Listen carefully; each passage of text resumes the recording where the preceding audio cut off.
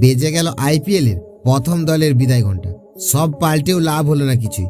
বন্ধুরা, আপনারা যদি দেখতে চান কোন দল আইপিএল থেকে বিদায়, তাহলে ভিডিওটি লাস্ট অবধি দেখতে হবে। চ্যানেলটাকে সাবস্ক্রাইব করতে হবে, একটা লাইক দিতে হবে এবং নোটিফিকেশন বেল আইকন দাবাতে হবে। এখনো চূড়ান্ত করা যায়নি আইপিএল 2024-এর কোন 4 দল প্লে অফে যাবে।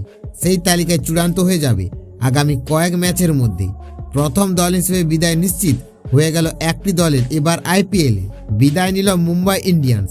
আইপিএল 2024-এর প্রথম দল হিসেবে বুধবার সানরাইজার্স হায়দ্রাবাদের বিরুদ্ধে লখনৌ সুপার জায়ান্টের হারের পরে হার্দিক পান্ডিয়া ও রোহিত শর্মাদের বিদায় হয়ে গেল। বর্তমান আইপিএল এর লিগ টেবিলের প্রথম ও দ্বিতীয় স্থানে রয়েছেন কেকেআর ও রাজস্থান রয়্যাল।